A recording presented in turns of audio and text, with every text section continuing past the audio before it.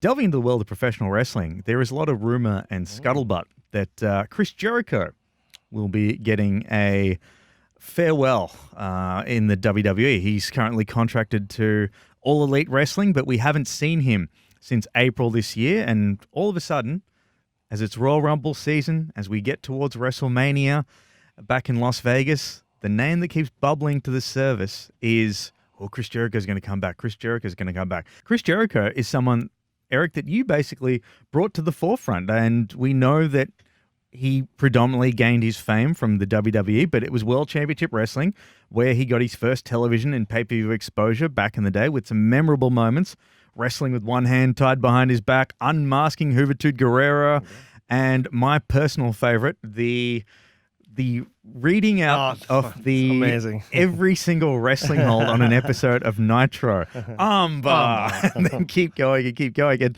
And Eric, when you brought him in to the Cruiserweight division back in the day, did you ever think that he would lead this career that he has right now?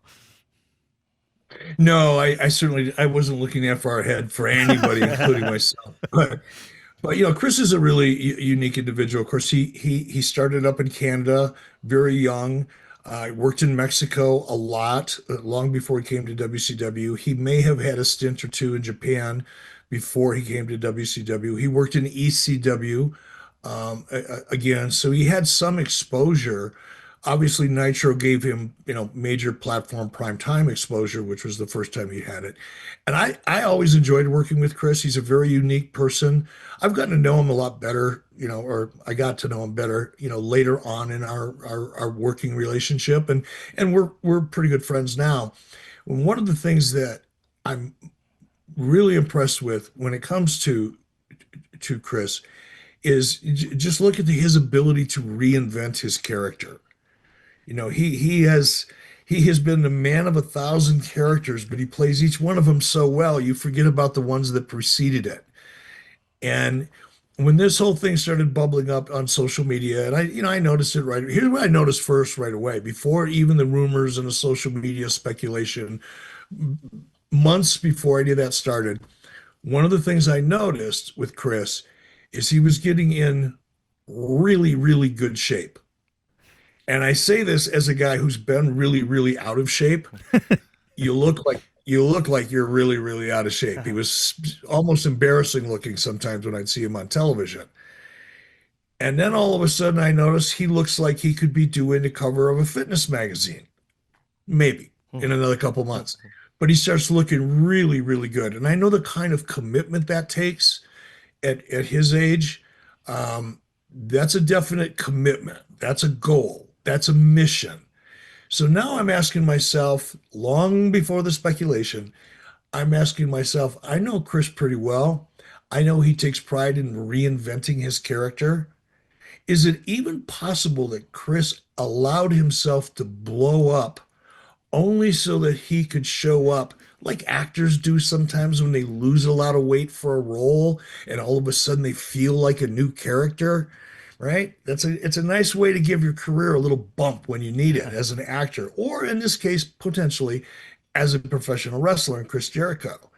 So I was really watching him close, and he kept getting better and better and better shape. I recently saw a picture of him he posted on social media. He looks definitely like he could be, in the running for a cover of some, rock fashion magazine. That to me says one of two things. Primarily, it says to me he's going to WWE. He wants that legacy. He wants to end his career on a positive note. That's another thing I think I just feel that I know that about Chris. Mm-hmm. My instincts tell me that he knows this. He places a high value on that legacy.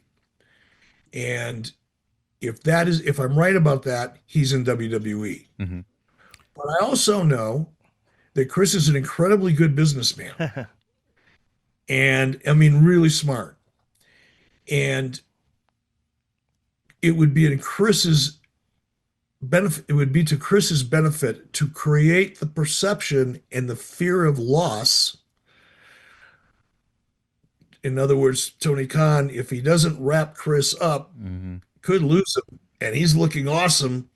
He looks like a brand new character This is a whole new Chris Jericho.